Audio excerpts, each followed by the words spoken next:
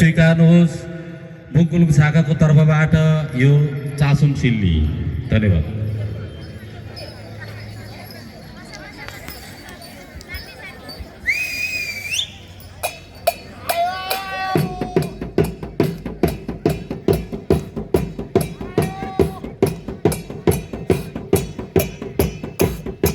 र विशेष गरेर यो सिल्ली सुरु हुन्छ सम्पूर्णलाई अथवा हाम्रो इष्टदेव सुम्निमा पारुहाङलाई सेवाने जनाउँदै यो सिल्ली यसरी प्रस्तुत हुन्छ।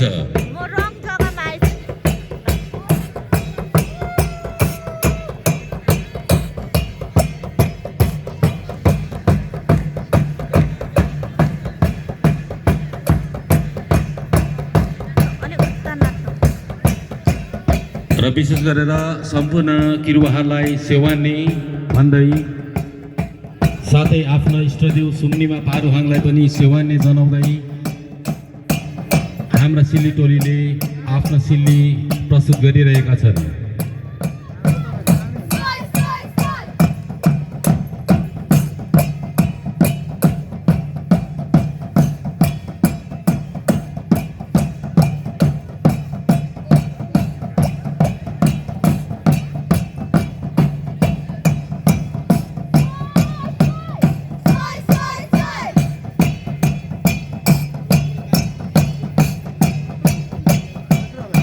र विशेष गरेर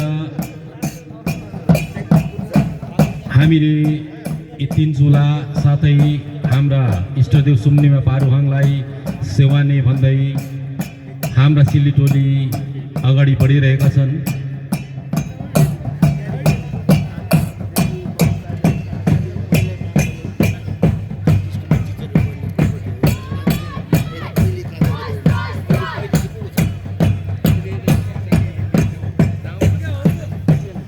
विशेष गरेर हामी धान रोप्ने बेलामा उहिलेका हाम्रा पिता पुर्खाहरूले आफ्ना साथी सङ्घीयलाई आफ्नो धान रोप्नका निम्ति बोलाएका हुन्छन् र त्यस बेला उहाँहरू कहाँ आए अथवा आफ्ना साथी सङ्घीयहरू कहाँ आइपुगे भनेर यो हेर्ने जुन चाहिँ यो सिल्लीले उत्रित गरिएको पाउन सकिन्छ।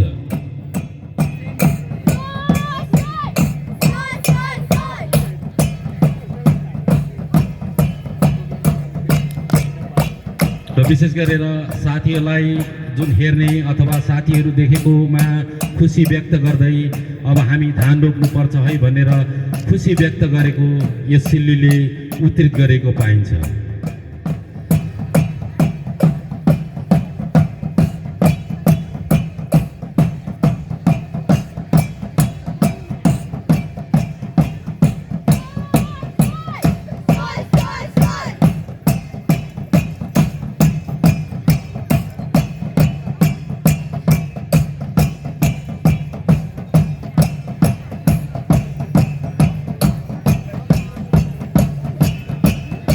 त्यसै परिकाले साथी सङ्घीयहरू मेलापातमा आउँदा औ है अब धान रोप्न जाउँ अब समय भयो भनेर जुन चाहिँ यो इङ्कित गरेको हामी यस सिल्लीको भावभङ्गीद्वारा हामी जान्न अथवा बुझ्दछौँ। र जब साथी सङ्घीयहरू आउँछ र त्यसलाई हामीले धान रोप्नुभन्दा अगाडि जुन चाहिँ आफ्नो मेलापात फाँडफुँड गरेर हामी त्यस खेतलाई तयार गर्नका निम्ति जुन फाँडफुँड गरिन्छ र यस सिल्लीको भावभङ्गीद्वारा हामीलाई जनाउँदछ।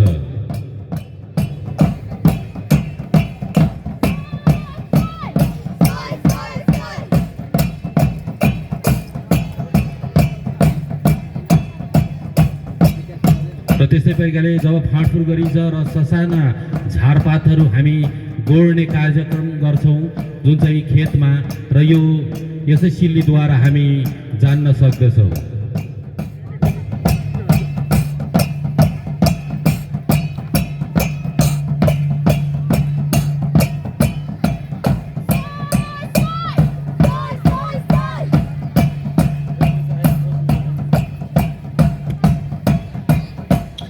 र त्यस्तै परिकाले अब फाँडफुँड अथवा गोडगाड गरेपछि तयार खेतलाई हामी खन्ने गर्दछौँ अथवा जोत्ने गर्दछौँ र यो सिल्लीको भावभङ्गीद्वारा हामीलाई यसै खन्ने जुन चाहिँ हामी खेतलाई खन्दछौँ र यसैलाई उद्धृत गरिएको हामी पाउँदछौँ।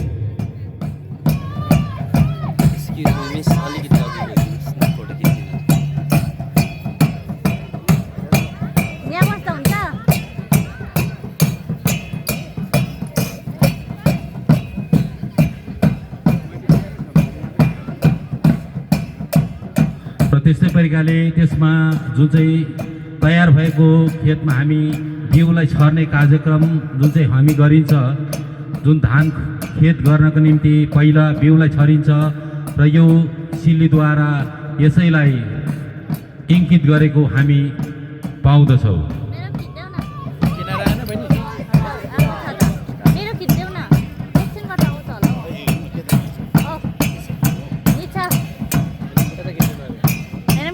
र त्यस्तै प्रकारले जब बिउ छरिन्छ तब त्यसलाई हामी मिलाउने काम अथवा त्यसलाई त्यो खेतलाई मिलाउने काम गर्दछौँ र यो सिल्लीले हामीलाई यही जनाउँदछ कि जब बिउ छरिन्छ तब हामी यस खेतलाई मिलाएर जुन चाहिँ बिउ उम्रने प्रतीक्षा गर्दछौँ।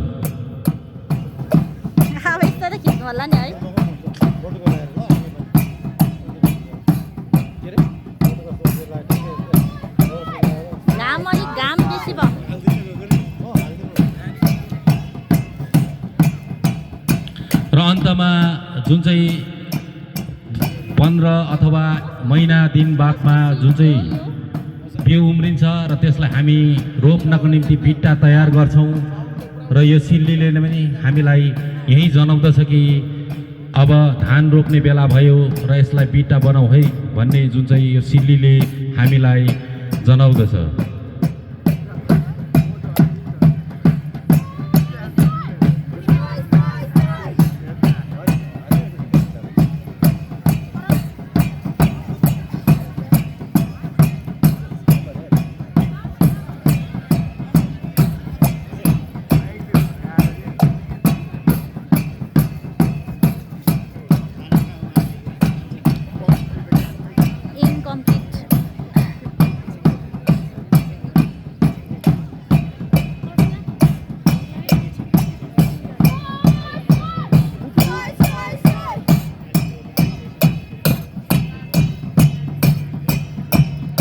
र अन्तमा तयार भएको बिउलाई हामी खेतमा गएर हामी रोप्ने कार्यक्रम जुन चाहिँ गर्छौँ र यो सिल्लीले पनि यसै कुरोलाई उद्धृत गर्दछ।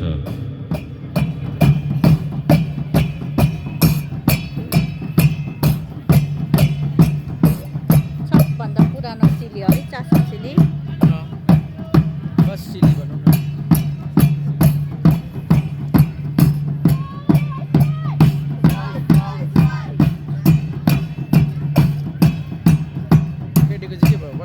र अन्तमा 2-4 महिना बादमा जब धान बढेर ठुलो हुन्छ त्यसबेला एकपल्ट हामी गोड्ने कार्यक्रम जुन चाहिँ गर्छौँ र त्यसैलाई नै उद्धृत गरेर यो सिल्लीले हामीलाई जनाउँदछ।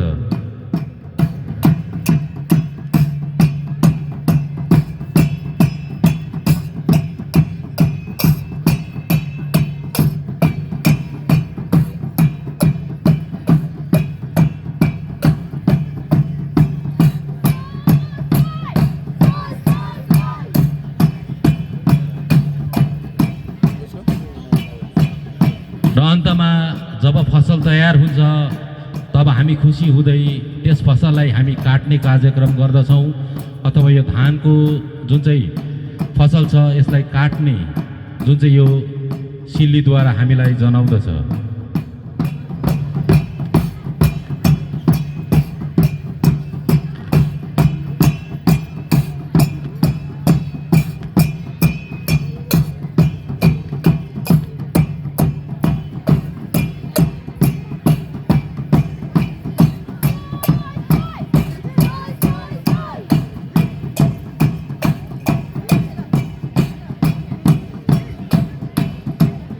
र त्यो जुन चाहिँ काटिएको धान छ त्यसलाई हामी फेरि त्यसलाई बिट्टा बनाउँछौँ जुन झाट्नको निम्ति र सिल्लीको भावभङ्गीद्वारा हामीलाई यसै कुरोको ज्ञात अथवा यसै कुरोलाई जनाउँदछ।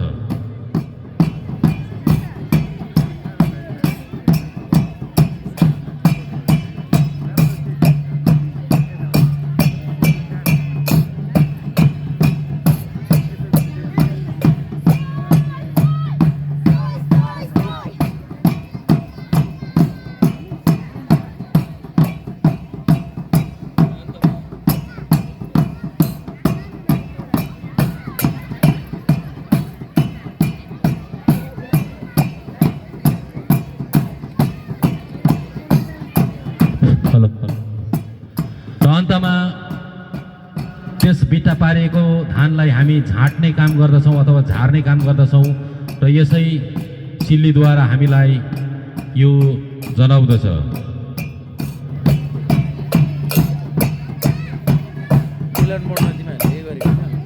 यो होइन हामीले अर्को गरेको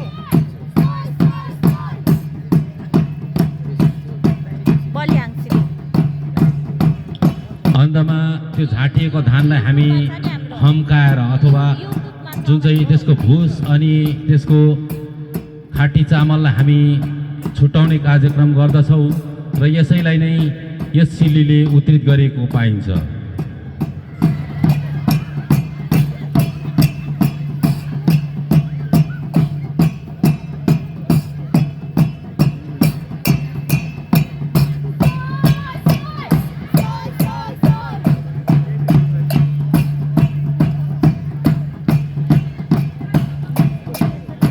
र त्यस झाटिएको धानलाई सक्कली धानलाई हामी जम्मा गरेर त्यसलाई जुन चाहिँ डोकोमा हालेर हामी भकारीतर्फ लान्छौँ र यो जुन चाहिँ झाटिएको धानलाई डोकोमा हाल्ने जुन छ यस सिल्लीले हामीलाई उत्रित गरेको पाइन्छ।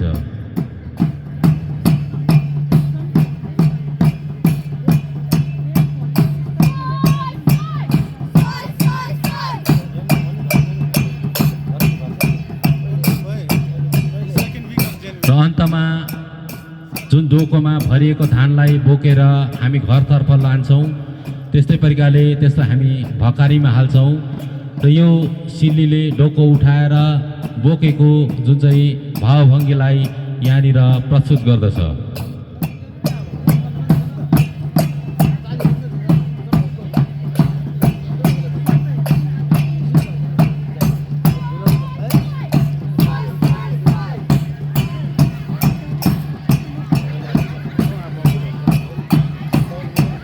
र अन्तमा भरिएको डोकोलाई हामी बोकेर घरतर्फ लान्छौँ अनि हाम्रो जुन धान राख्ने छ त्यो भकारीमा लगेर हामी खनाउँछौँ र त्यसको जुन चाहिँ सिल्लीलाई हामीले यस सिल्लीद्वारा अथवा यस नाचद्वारा हामी जान्न अथवा बुझ्न सक्दछौँ।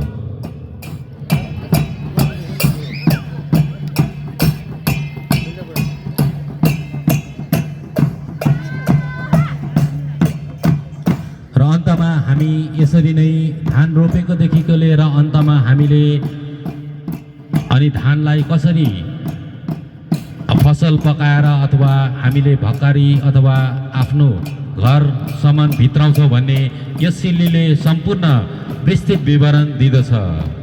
र सम्पूर्ण हामी किरुवा सन्तानमा